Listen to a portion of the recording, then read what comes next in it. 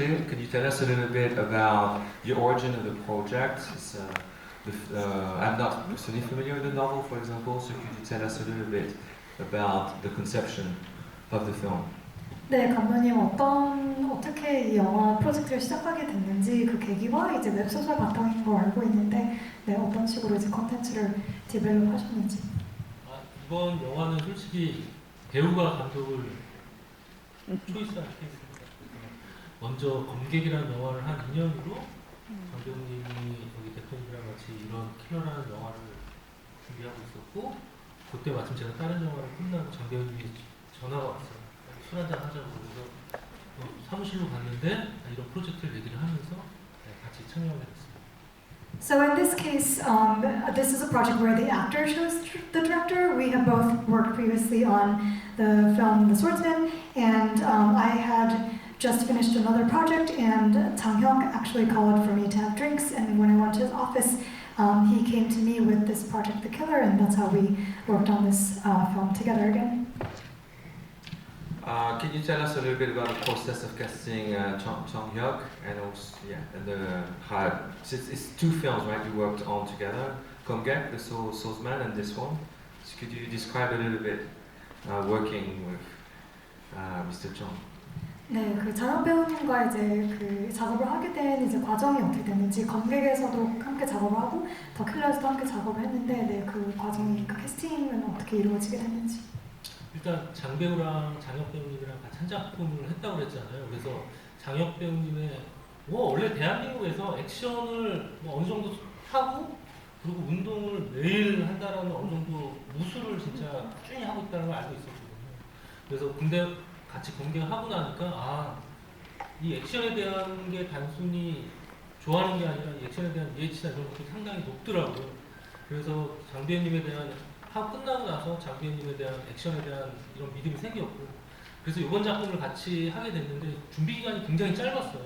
그래서 처음에 되게 걱정을 많이 했는데 그래도 첫 번째 같이 했던 경험에서 오는 장 배우님에 대한 믿음이 있었기 때문에 그 짧은 기간에도 같이 하겠다라고 생각을 하고 같이 이제 열심히 또 이번에 장 배우님이 같이 이제 스텝으로도 참여하게 되면서 같이 또 이렇게 짧은 기간에 수월하게 끝나지 않았나 생각이 듭니다.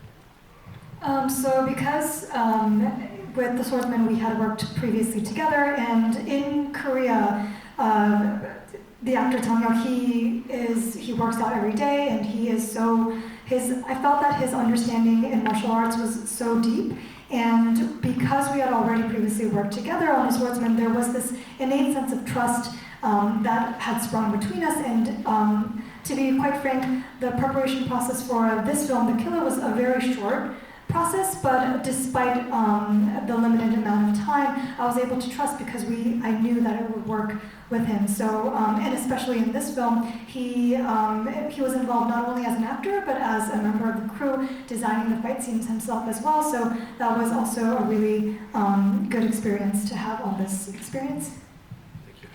Before I turn and ask a question to Jang Hyuk, I forgot to mention we have two card runners. So if you want to ask a question, I'll take a few questions from the audience. Please raise your hand and people will collect your questions and then collect them in a minute or two. Thank you. So if you want to ask a question, please raise your hand. And you have two volunteers running in the aisles to pick up those cards. So let me ask you, so you worked on the action choreography of the film.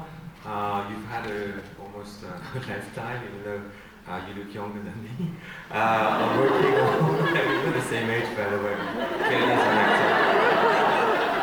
I know. Dumbbells, apparently. So can you tell us about the process of designing the action choreography in more details?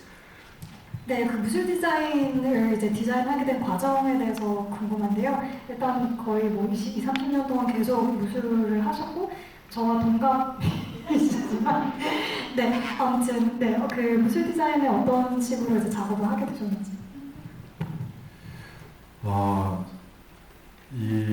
사실 맨 처음에 이 작품을 기획하게 된 상황이 그 스워드맨이라는 작품을 끝내고 나서 사실 그 작품이 OTT랑 IP에서 굉장히 반응이 좋았습니다. 그러다 보니까 그 다음에 대한 어떤 수요가 너무 많이 생겨서 그래서 이 검객이라고 하는 그 작품을 배급을 하셨던 그 영화사 대표님이랑 같이 다음 작품에서 한번 액션 장르에 대한 것들을 새롭게 한번 기획을 해보면서 거기서 그런 퍼포먼스를 만드는 게 어떨까라고 이제 시작을 하게 됐습니다. 여기까지부터 봅니다.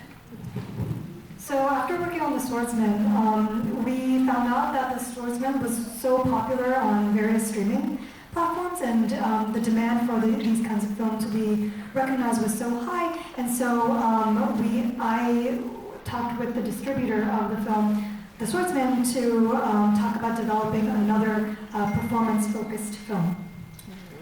그러면서 이제 더 킬러라고 하는 시각은 작품 이전에 어떤 아이디어를 가지고 어떤 작품을 선택할까 디벨롭을 하다가 더 킬러 죽어도 되는 아이라는 식의 어떤 웹소설을 만나게 돼서 그래서 이제 이 영화를 시작을 하게 됐죠.